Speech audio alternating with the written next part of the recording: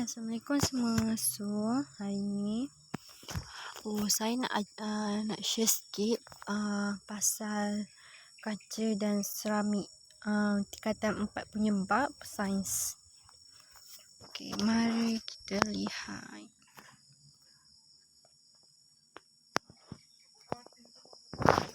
Okey, kaca dan seramik. Benda yang korang perlu tahu pasal kaca dan seramik ni. Yang pertama, kaca ni dia buat daripada pasir. Manakala seramik pula dia buat daripada tanah liat. So, korang tak boleh tertukar, salah nanti. Yang kedua pula, komponen utama dia untuk kaca dan seramik ni adalah silika dioksida. Okay. Ini adalah contoh silika dioksida. Okey, yang kedua pasal sifat kaca dan seramik. Okey, sifat dia okey. Diorang dua-dua ni dia penebat haba dan elektrik yang baik. Kedua, keras tapi diorang rapuh. Yang ketiga, tahan mampatan. Yang keempat, lengan secara kimia. Yang kelima, senang dibersihkan. So, kalau kotor tak susahlah untuk korang bersihkan.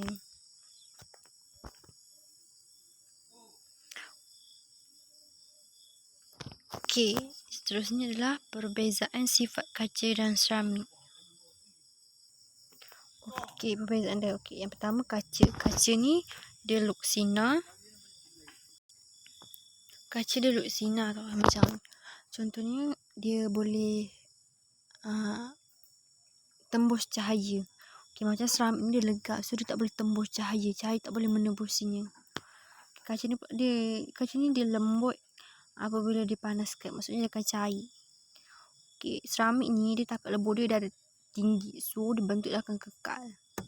Yang ketiga, dia tidak telap. Dan seramik ni biasanya dia telap kecuali kalau dia dah kilap oleh lapisan mineral. Okey, jenis kaca. Kaca yang pertama, kaca silika terlaku. Okay, sifat kaca ni pertama luksina. Kedua, tahan haba dan bahan kimia. Tidak mudah retak apabila suhu berubah. Takat lebur dia tinggi iaitu 1700 darjah Celsius. Kegunaan kaca ni pertama, alat kaca makmal, kaca optik, cermin, gentian optik dan cermin teleskop. Okay, ni contoh kaca silika terlaku. Macam kalau nak tengok lebih jelas kat makmal korang ada.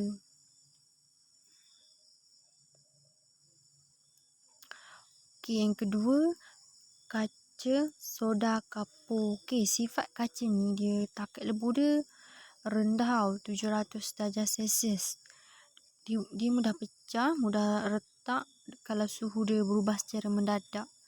Dan dia mudah dibentuk, tak tahan haba dan dia tahan terhadap kimia. Okay, dia punya contoh untuk kegunaan dia, membuat tingkap kaca, mentol lampu, cermin, berkas kaca, pinggan mangkuk dan botol kaca. Okey, kaca boron silika. Kaca ni sifat dia takat lebur dia tinggi, 800, tinggilah daripada soda kapur 800 darjah Celsius. Dia tahan terhadap haba, tak mudah retak apabila suhu dia berubah dan tidak mudah pecah. Actually sifat dia bertentangan dengan kaca soda kapur ni. So korang terbalikkan je lah kalau tak tahu. Dia gunaan dia adalah alat memasak, alatan kaca makmal, lampu kereta dan saluran paip kaca. Okay, ni contoh soda kapur. Sebelah dia contoh boron silika. Okay, kaca ni ada kebaikan tau. Kebaikan dia yang pertama, dia tak bergerak, tidak telap, tidak berbau. So kalau korang buat masak ke apa ke, dia taklah melekat bau dia.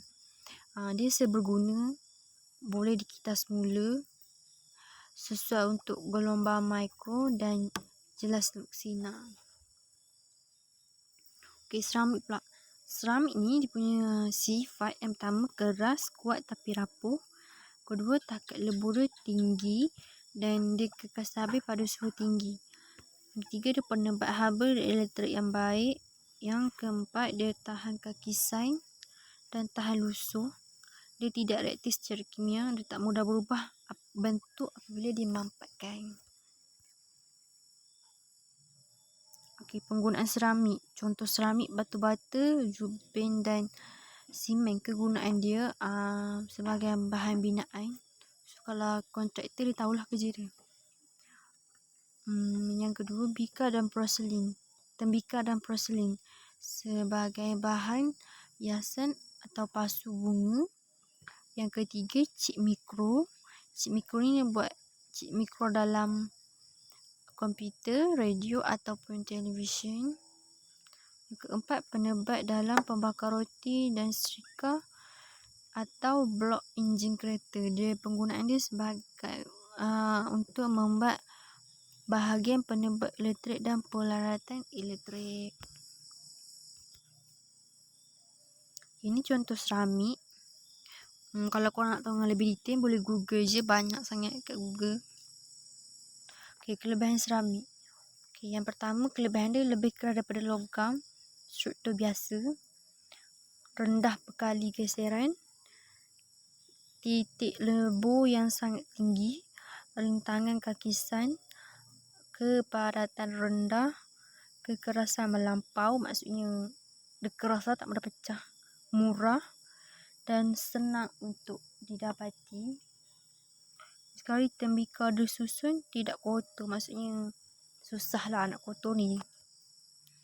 Okey. Saya rasa tu saja daripada saya. So, saya harap korang faham lah. Terima kasih semua.